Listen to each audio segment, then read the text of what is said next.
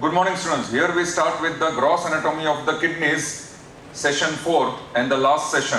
We are going to discuss the arterial supply, venous supply, lymphatic drainage, nerve supply and applied anatomy. Arterial supply is one of the important topics of the gross anatomy of kidneys. So therefore, here we start with the arterial supply. The entire arterial supply of the kidneys, both the kidneys will be renal arteries, which are branches of abdominal aorta. And these renal arteries, branches of abdominal aorta, the right renal artery will be slightly longer than the left renal artery because abdominal aorta is placed towards the left side of the median plane. Abdominal aorta lies slightly towards the left of the median plane. So the right renal artery will be longer than the left renal artery. Here we draw the kidney. For example, this is the kidney which we show, and this is the anterior surface of one kidney. Either of the kidneys, right and left, but this is the anterior surface. Let us assume anterior surface in order to understand the segmental blood supply of renal artery. So this is the, simply we have to mention here the anterior surface of the kidney, the anterior surface of kidney. Now after drawing this anterior surface, on this adjacent side, we are going to draw the posterior surface. And here we are going to draw the posterior surface of the kidney. So here we are going to mention this as the posterior surface. Please be very clear, these two are, we are not mentioning right or left kidneys. We are just mentioning the anterior surface and posterior surface in order to understand the segmental blood supply of the renal arteries. Now, the blood supply is starting from renal arteries. Remember, it is in the form of a flow chart. From renal arteries, we are starting from abdominal aorta, and the venous drainage we are going to end in inferior vena cava. We are going to come a full circle, and then we are going to end through renal veins into inferior vena cava. So here we go, the renal arteries, anterior surface of one kidney and posterior surface of one kidney as of.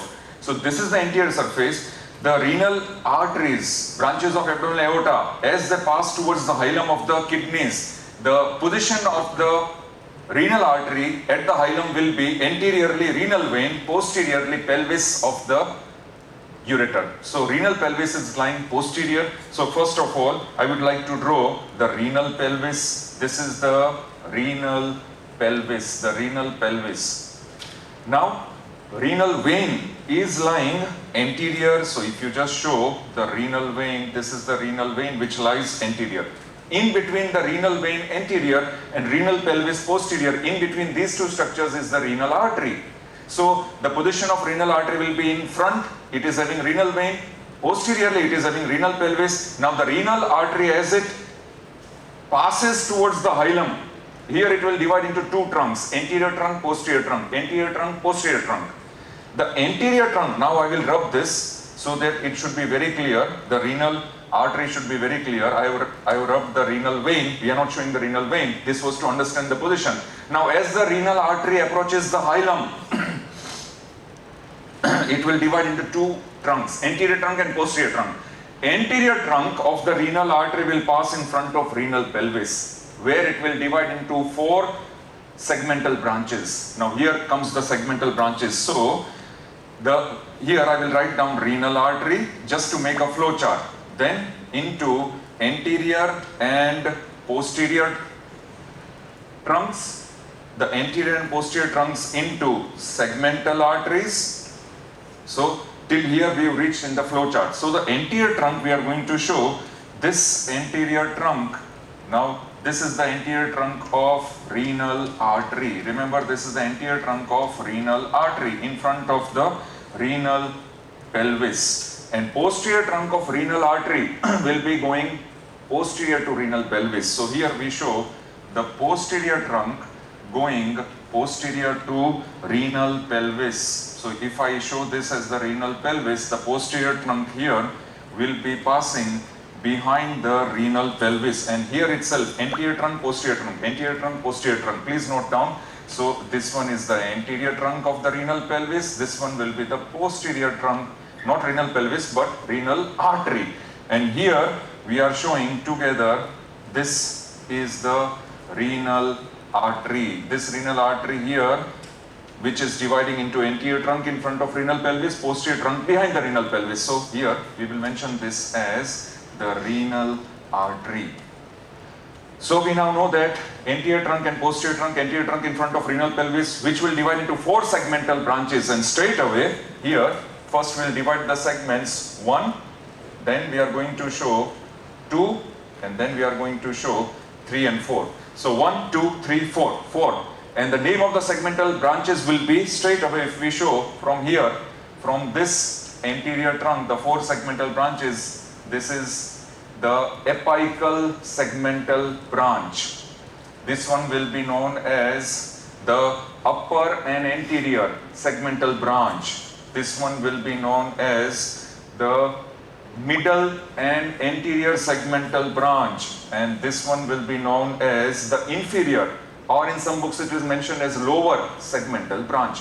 Please remember this segmental branches. Many times it is asked in 1 mark question answer or in MCQs. So therefore here we will mention this as apical segmental artery. This one will mention this as upper and anterior. Please note down, it is known as upper and anterior segmental branch.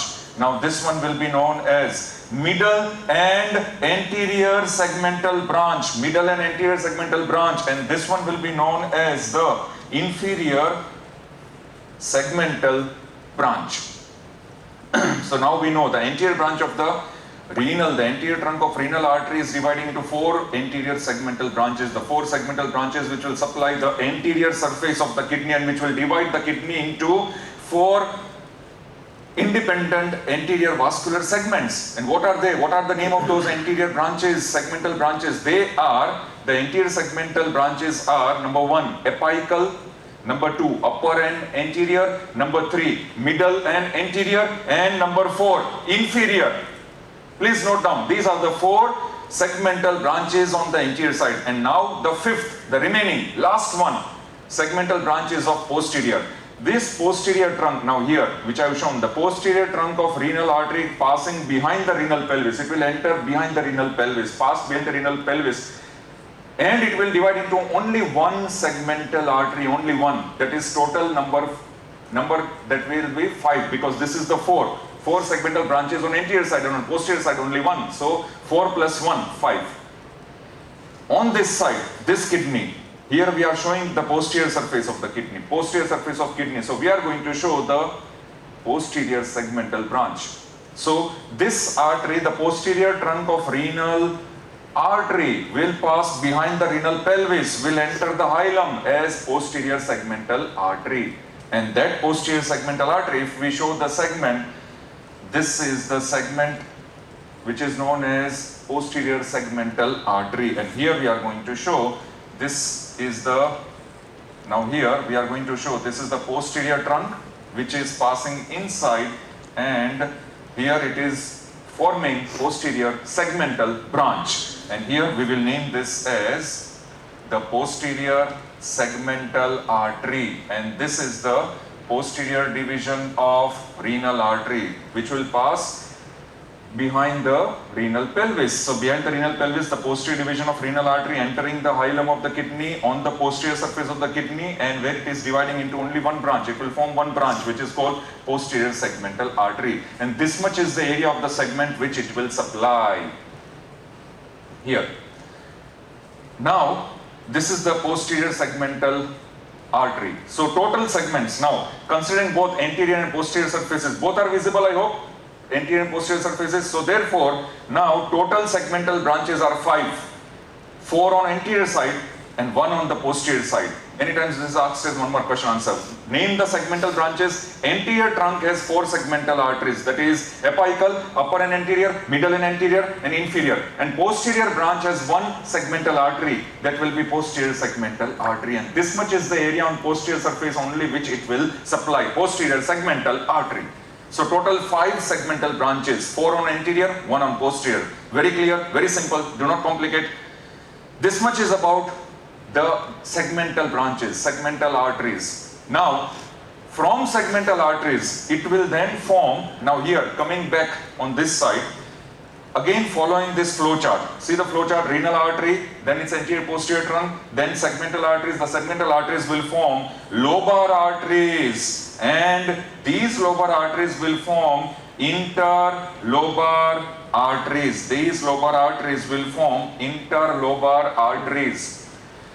Lobar arteries are branches of segmental arteries, and the lobar arteries will divide, one lobar artery will divide into two interlobar arteries. In order to understand this now, what we'll do will be, we shall move on that side. So please come on this side here, please come on this side, and here we are going to understand, supposing if I draw this entire, this is the cut surface of the kidney. Here I am drawing the cut surface of the kidney. Now here, as I have drawn this kidney, now this is how I have drawn the cut surface of the kidney. Here I will show the renal pyramids. Now if I want to show, these are the renal pyramids, I would like to show these as the renal pyramids.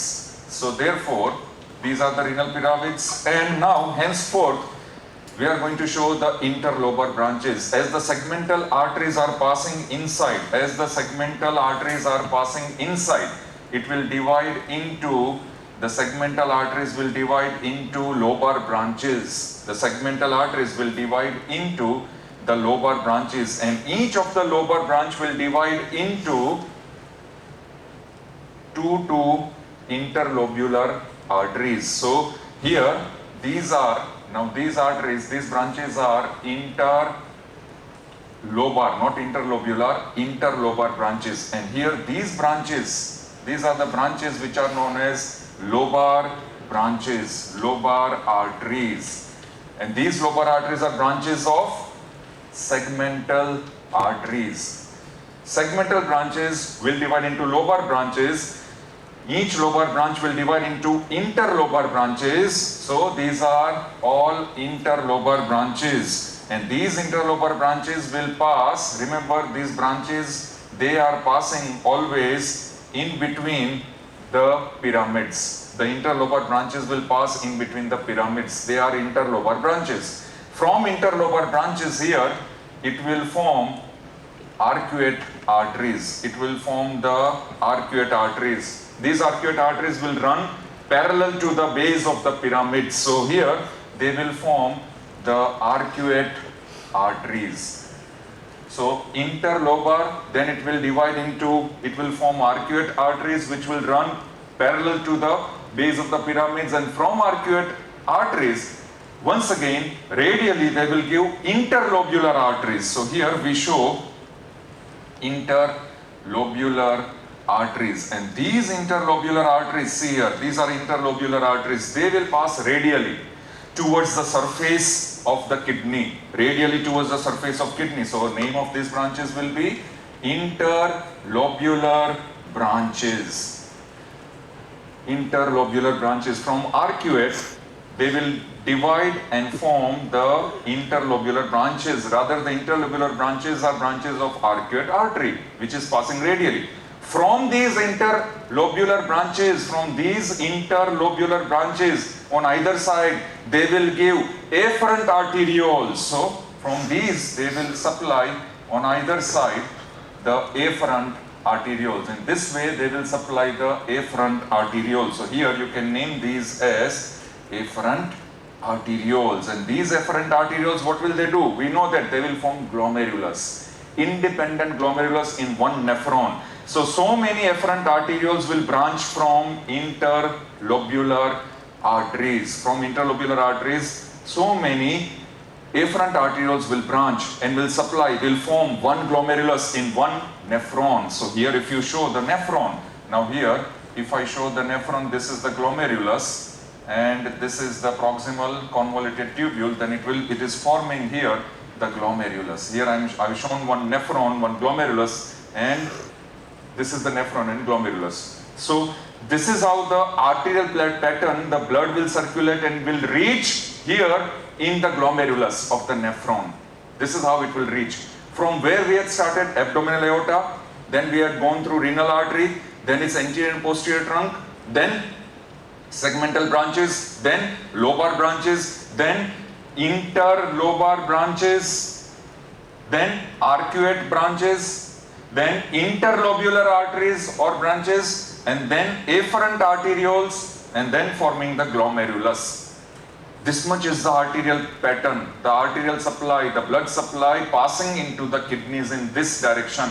And that is why we had prepared a flow chart. If you see on this side, the flow chart, we had started from renal arteries and we reached till the lobar, interlobar arteries. From interlobar arteries, please come on this side. If we continue the flow chart, then on this side I can write interlobar arteries. Then from interlobar arteries, it will pass into arcuate arteries, into the arcuate arteries, arcuate branches, then into interlobular arteries. Remember, interlobular. Remember the difference.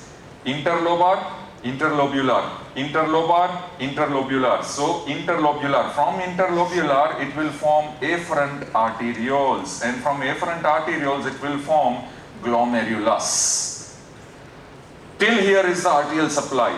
Now from glomerulus, how is the pattern of the blood which is drained from the glomerulus in the form of venous system? From glomerulus, it will drain into, remember, efferent arterioles. Now to continue this flow chart, we'll show in the diagram also, continue this flow chart. From glomerulus, the blood is drained by efferent arterioles. From efferent arterioles, it will form, now here it is very important, from efferent arterioles, it will form peritubular plexus. I will explain it to you. Peritubular plexus. From peritubular plexus, the blood is drained directly from this into the, there will be interlobular veins. So from the peritubular plexus, once again if I show, there will be interlobular veins. The blood will drain from peritubular plexus into the interlobular veins, and then once again from interlobular veins it will then drain back. First we are going to complete the flow chart, then I will show with the help of the diagram. Peritubular plexus, interlobular vein, from interlobular vein, as if we trace the arteries, interlobular vein, it will then drain directly from interlobular veins into that of the arcuate veins. So here we can show the arcuate veins, we can write down in this flow chart. From the arcuate veins, it will then, the blood will drain directly from the arcuate veins into that of the interlobar veins. Interlobar veins. From the interlobar veins, it will then drain into lobar veins. From the lobar veins, once again the blood will drain from the lobar veins into segmental veins. So here I will show segmental veins. From the segmental veins, the blood will drain into the renal veins. And from the renal veins, the blood will drain into inferior vena cava. This is the venous drainage. So the complete flow chart we have made about the circulation of blood through the renal system. It's arterial and venous drainage of the renal system. Entire circulation of blood through the renal system, through the kidneys, including the arterial and venous drainage. Ultimately we have reached inferior vena cava. Now to understand this, here we come back to this original diagram on this side.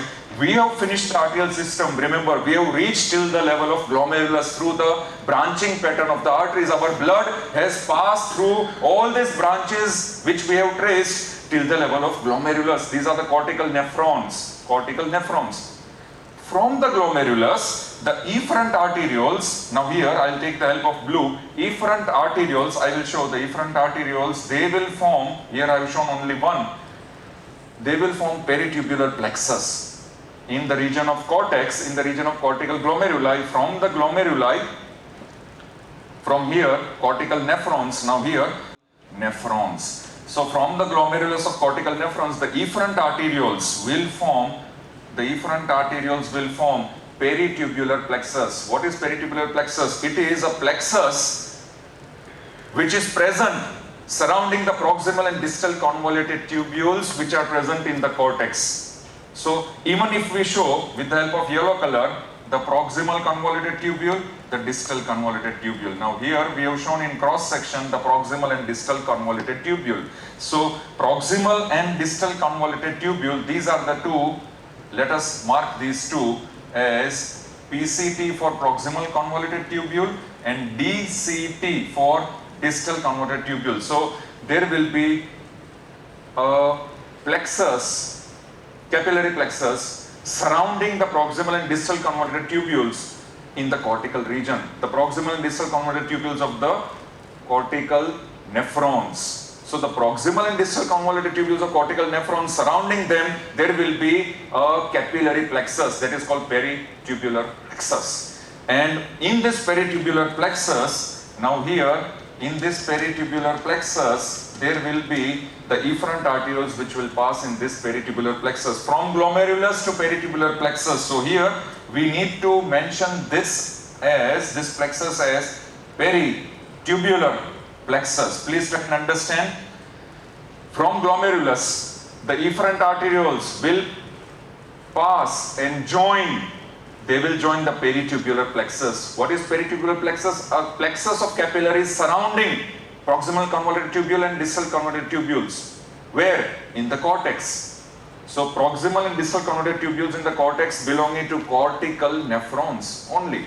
So therefore, the efferent arterioles are joining glomerulus, that is one type of capillaries, with that of proximal and distal convoluted tubules of the cortical nephrons, which is known as peritubular plexus. So this is the efferent arterioles. Now here you can mention these as efferent arterioles. Now our venous system is starting. From efferent arterioles, the blood is drained from glomerulus through efferent arterioles into peritubular plexus. From peritubular plexus, the blood will then directly drain into interlobular vein. So from this, we would like to show interlobular vein. So let us start and let us show here.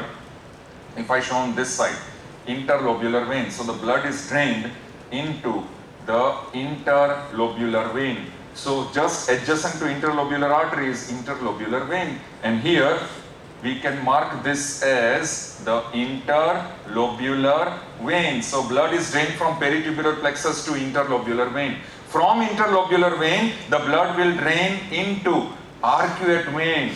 Just as arcuate artery, this is arcuate vein. So here you can mention this as arcuate veins. We are following the same flow chart which we had made on that side. So blood is draining from peritubular plexus into interlobular vein, from there into arcuate vein. From arcuate vein, it will drain into this vein.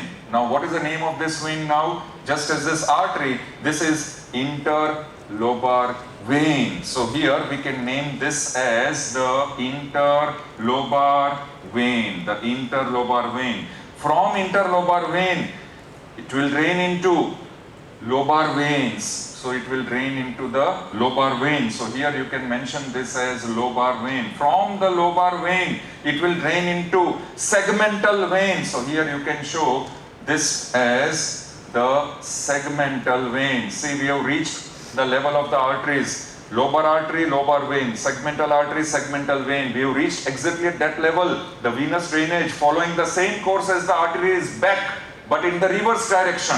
So lobar arteries, lobar veins, they will drain into segmental veins, and here we have started with segmental arteries. So we are returning to the point from where we had started, and this is the segmental vein. From segmental vein, where it will drain? Into renal vein, and from renal vein, it will drain into inferior vena cava. Each renal vein will drain into inferior vena cava. So blood will ultimately, venous drainage will be directly into inferior vena cava through the renal veins.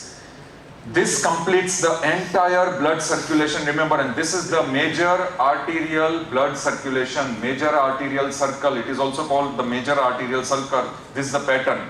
Now there is a minor arterial circle. Remember, it is known as minor arterial circle. What is it basically?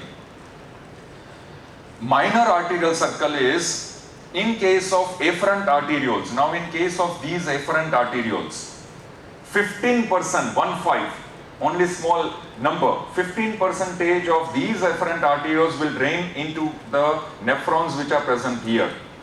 And remember the nephrons which are present here, supposing if you show the nephrons which are present here, the nephrons which are present here, these nephrons are known as juxtamedullary nephrons. Yesterday we had understood. They are positioned slightly at the base of the pyramids, in the deeper plane, towards the medulla. Juxtamedullary nephrons, at the junction of cortex and medulla, juxtamedullary nephrons. So the afferent arterioles draining into juxtamedullary nephrons, those efferent arterioles which are passing into juxtamedullary nephrons. 15%, remember 15% only, they will pass from this glomerulus into the pyramids. Yesterday we had explained that they will pass into the pyramids, and with one arrow I will show, and they will form the arteriolae recti. Remember yesterday we had discussed this. They will form this arteriolae recti within the pyramids, because in the pyramids also there are the U-shaped Henle's loop. So the U-shaped Henle's loop belonging to juxtamedullary nephrons, the U-shaped Henle's loop belonging to these nephrons, and these arteriolae recti will form the tubular plexus around those U-shaped loops. So if you even make it clear, these are the U-shaped loops which are present. Now these are the U-shaped loops of juxtamedullary nephrons which are present in the pyramids, and these efferent arterioles from juxtamedullary nephron, only 15%, they will form arteriolar recti here and form peritubular plexus within this pyramids. From here the venous drainage, now from here the venous drainage will be, if I show with this arrow, will be in the form of venae recti. Venae recti, that also we have understood yesterday. So therefore, now here you can mention this as arteriolar recti and this as venae recti, and in short you can mention this as 15% of the efferent arterioles which are passing in the juxtamedullary glomeruli will drain their blood in the form of arteriolar recti, back again through venae recti, through arteriolar recti and venae recti, through arteriolar recti and venae recti, and from venae recti they will drain into directly arcuate veins. And they will drain directly into, now here I can show, they will drain directly into these veins which are known as the arcuate veins. And from the arcuate veins they will drain into interlobar veins, from the interlobar veins into the lobar veins, then into segmental veins, then into renal veins, and then into inferior vena cava. Now how much is this blood circulation? Only 15%. So this pattern of blood circulation through juxtamedullary glomeruli, 15% of blood circulation through juxtamedullary glomeruli, and involving two important components. Which two important components? The arteriolar recti and venae recti. This pattern of blood circulation will be known as minor arterial circle. Remember this, it is known as minor arterial circle. Which is major arterial circle? Major arterial circle is the entire arterial distribution which we have discussed previously. That is major arterial circle. Major arterial circle. This much is minor arterial circle. This much you need to understand.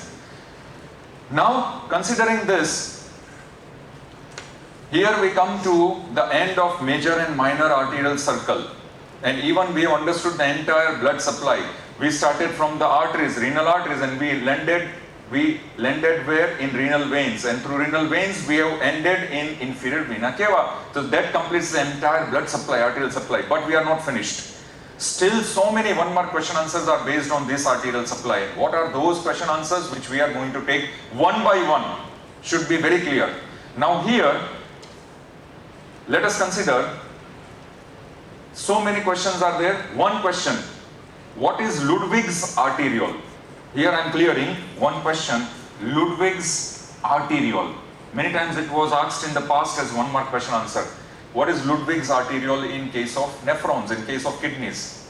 Ludwig's arteriole is nothing but it is one type of afferent arteriole without any glomerulus. It will not participate in any glomerulus. No, it will directly drain into peritubular plexus.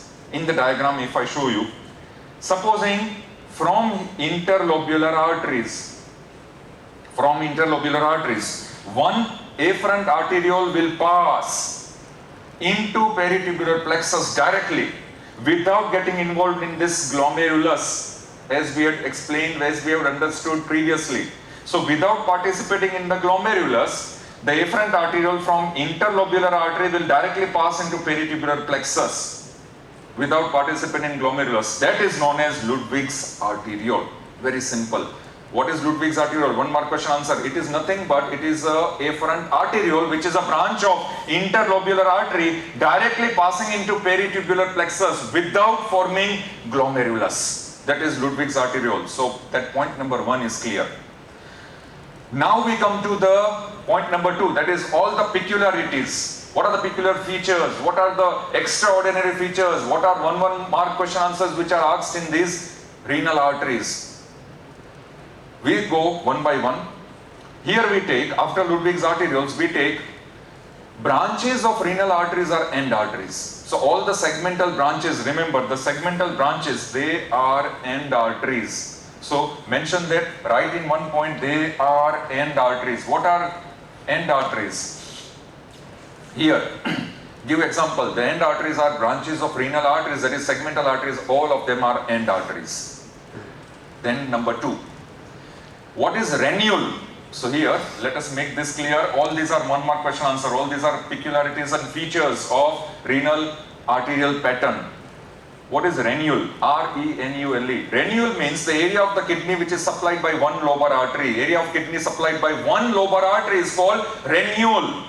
The area of kidney supplied by one lobar artery is called renule, and it may involve, remember here, it may involve either one or two pyramids with its adjoining areas of cortex. It may involve either one or two pyramids with adjoining areas of cortex. In short, it is the area of kidney supplied by one lobar artery. This is the lobar artery. Here we had shown the lobar artery, and the area of kidney supplied by one lobar artery is called renule. Now, point number 3. After this, point number 3. Remember here, if we focus in this diagram, once again coming back to this diagram, please try and understand here. There is one important concept that there is renal portal system. Why kidneys are having renal portal system? Why it is known as portal system? What is portal system? Connecting two capillary plexuses. Portal system means any blood vessel connecting two capillary plexuses is called portal system. Here also there are two capillary plexuses. Which two capillary plexuses? Glomerulus is one type of capillary plexus and peritubular capillary plexus. Connecting glomerulus and peritubular capillary plexus are this blue colored, which we had explained earlier. They are efferent arterioles. Efferent arterioles will connect glomerulus with peritubular capillary plexus. So these two capillary plexuses are connected by efferent arterioles, and therefore it is an example of renal portal system. So kidneys are also known as, I will write down here, renal portal system. Please include this point. This point is very important to understand. So many times it is asked in Viva also. Why kidneys are also known as renal portal system? What is portal system present here? This is the answer. The portal system which is present here in kidneys will be glomerulus and renal and the peritubular plexus, which are connected by efferent arterioles. That is why these kidneys will function as a portal system. So it is called renal portal system. Now we come to another important point. Crush syndrome. Remember Crush syndrome. So here I am getting space here. Crush syndrome. Please try and understand. We are in the flow. So try and understand, concentrate. Crush syndrome is, first you remember that this entire arterial system and the venous system, the entire blood circulation, majority of the blood circulation will be in the cortex of the kidney, and minority of the blood circulation will be present in the medullary portion of the kidney. That means in an average adult kidney, the blood which is circulated through the cortex of the kidney will be 4 or 5 times more than the blood circulated in the medullary portion of the kidney. The cortical portion of the kidney will have 4 or 5 times much more amount of blood than the medullary aspect. Now in case of crushing injuries, in cases of crushing injuries of the kidneys, the interlobular arteries, these interlobular arteries, they are vasoconstricted. There will be vasoconstriction in the interlobular arteries, as a result of which blood may not pass through these cortical nephrons. So blood will not pass through the cortex of the kidney. So where will the blood get diverted? The blood from the cortex will be diverted into the medullary portion, and they have to pass through these nephrons, and these nephrons are juxtamedullary nephrons. So blood is directed into the juxtamedullary nephrons. But in juxtamedullary nephrons, here the pattern of glomerulus is such that the filtration pressure is very low. The filtration pressure of the blood passing through these nephrons in the medullary portion is very low. In the juxtamedullary portion is very low. Entire blood, because of crushing injury, is directed where? In the juxtamedullary nephrons. But here the filtration pressure is very low. So what will happen? Naturally, the output of the urine output is affected. So the output of urine is affected in such a way that urine is suppressed. The output of urine is diminished. Urine is suppressed, output of the urine is diminished, and such type of cases are called crush syndrome. Remember that. This is known as crush syndrome, which I have tried to explain it to you.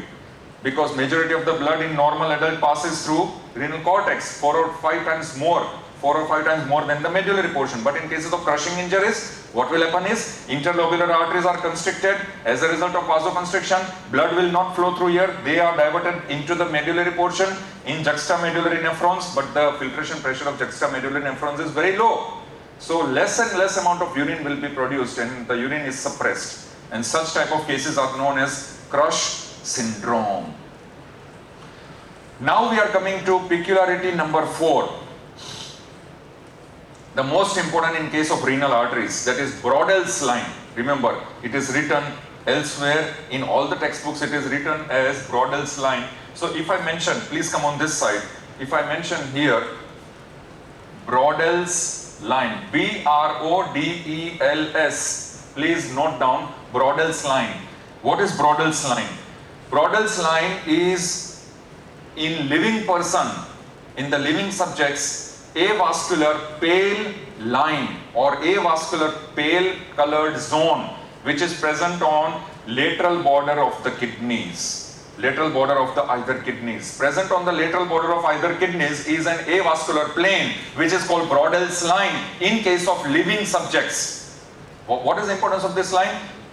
Here in living subjects at the lateral border of both the kidneys, Brodell's line, across this line there will not be any crossing or any anastomosis between the anterior and posterior branches of renal artery. And remember, here we have shown the anterior branch of renal arteries as anterior segmental branches and the posterior trunk of the renal artery, posterior branch of renal artery as posterior segmental arteries. So these arteries, anterior and posterior branches, will not anastomose across the Brodell's line. That is the importance of this line. And therefore surgically this is very important. Surgically,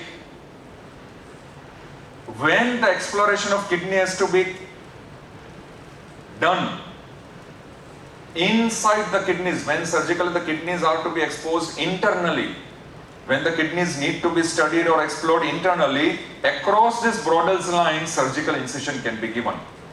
That is the importance of Brodell's line. Because why surgical incision is preferred here? In order to explore kidneys interiorly.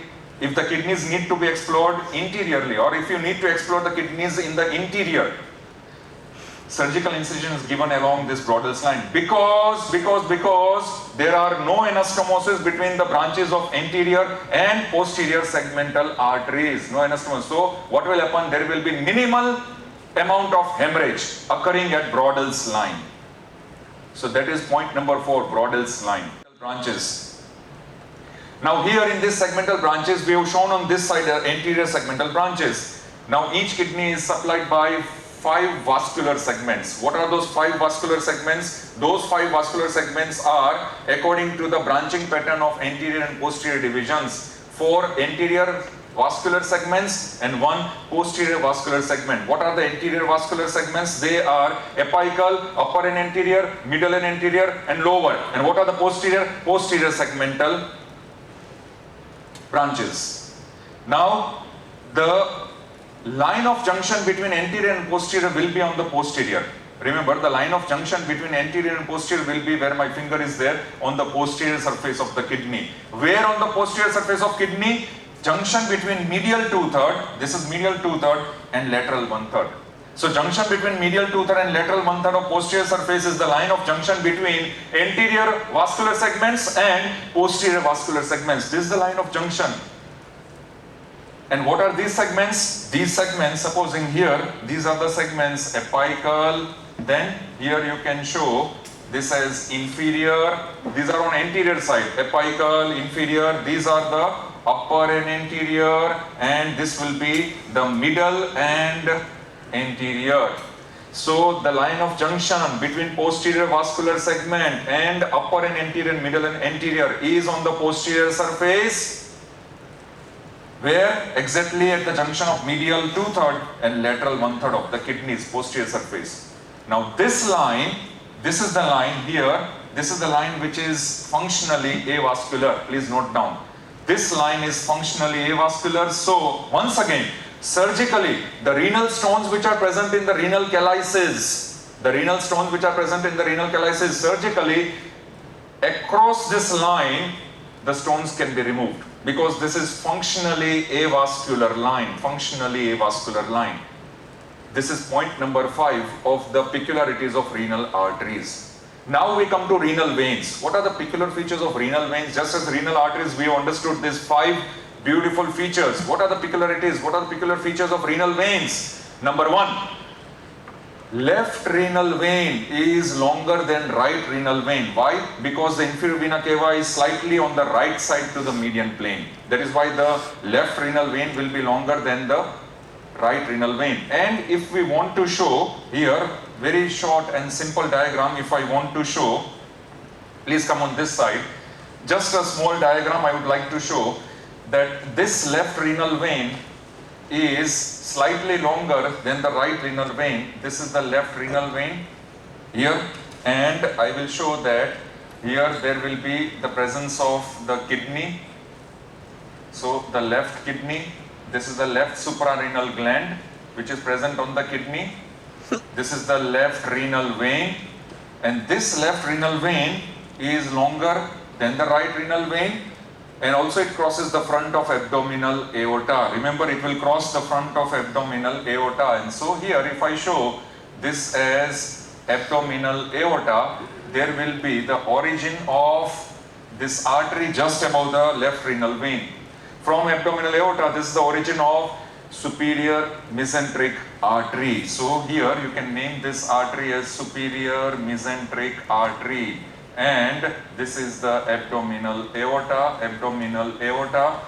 Now this left renal vein will receive the blood from, where it will receive the blood from? Number 1, left kidney. Number 2, left suprarenal gland through left suprarenal vein, and number 3, it will also receive the blood from the left gonads. It will also receive the blood from the left side of the gonads.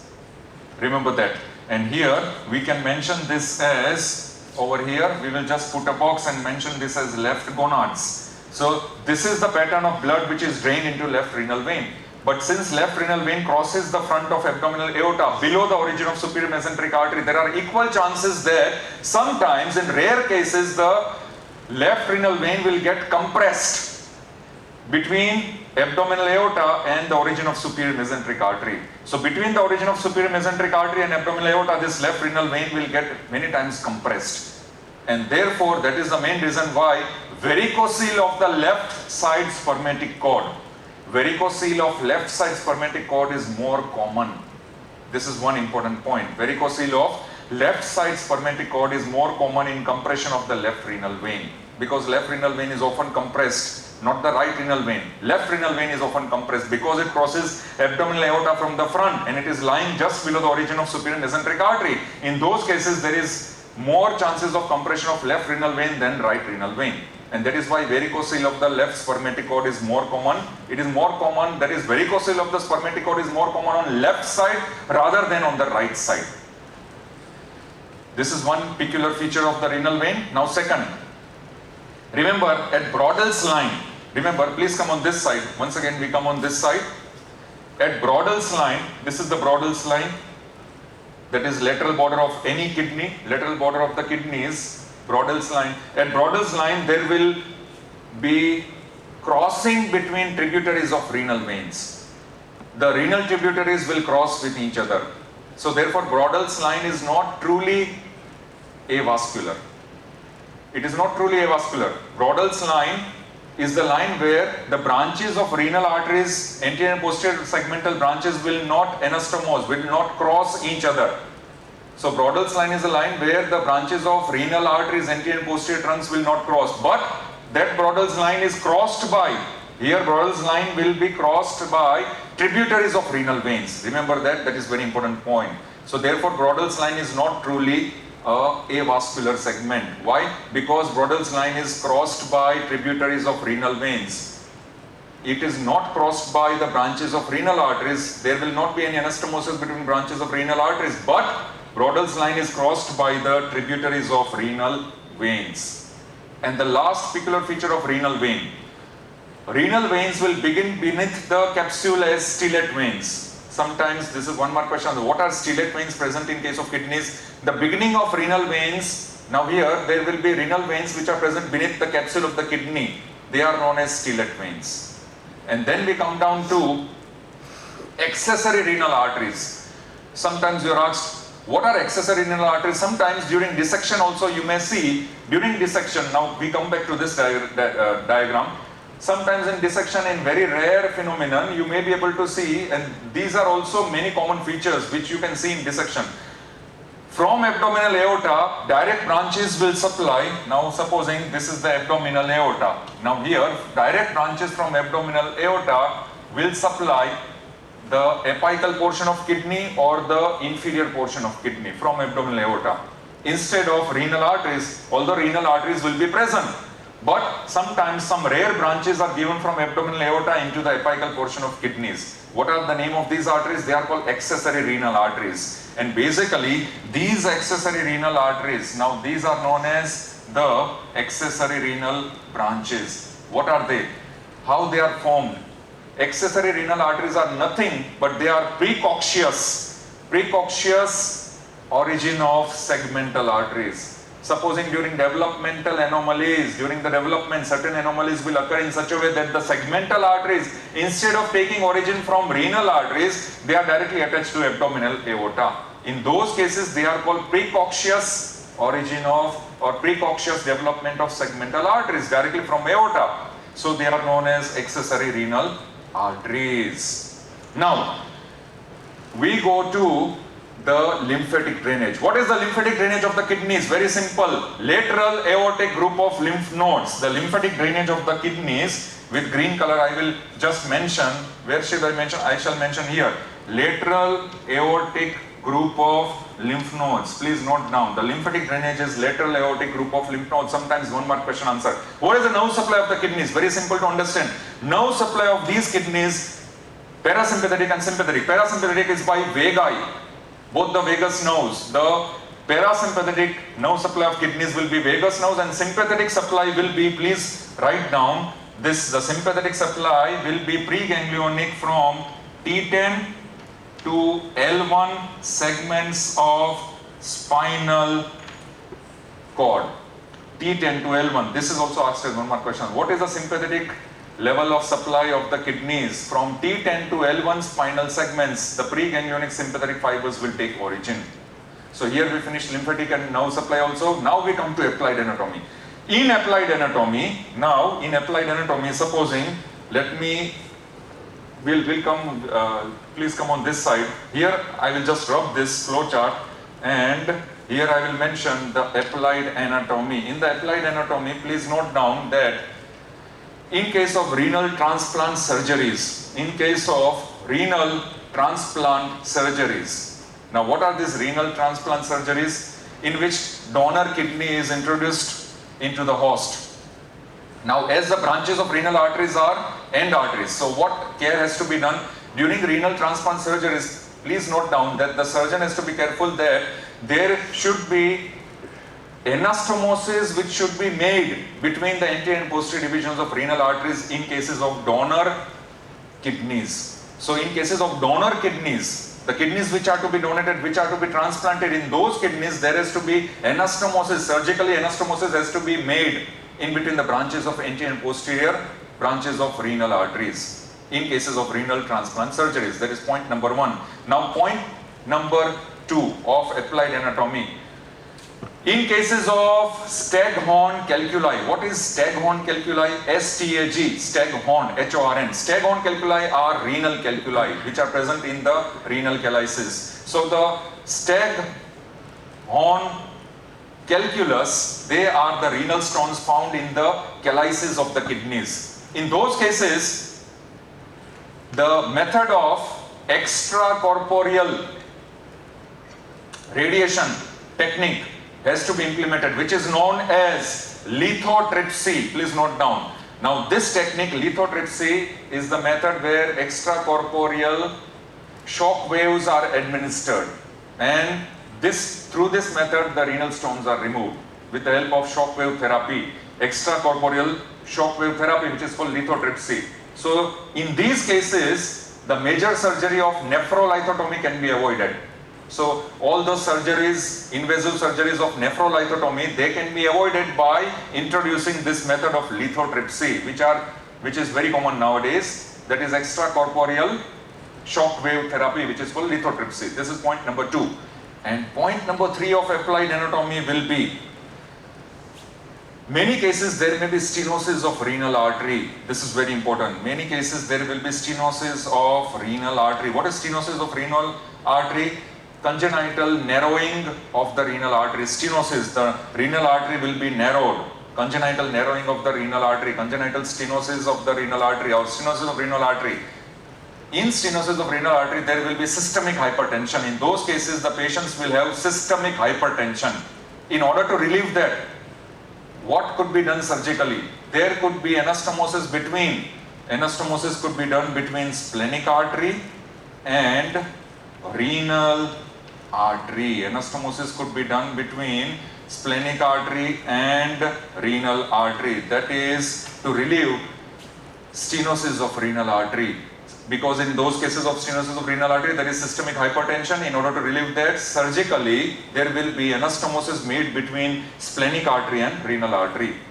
Here we finished the applied anatomy features. And remember that we have completed the entire gross anatomy of the kidneys. Here we have not included, in these applied anatomy features, we have not included the congenital anomalies of kidneys, which I have discussed with you in the embryology section. That is an independent topic. Congenital anomalies of the renal arteries is an independent topic which I have discussed with you in the embryology. Here in applied anatomy, only these 3 points, except the congenital anomalies, I have put forth. So here we have finished the entire gross anatomy of the kidneys. We started with the definition of kidneys and we ended with the applied anatomy of kidneys. Thank you very much.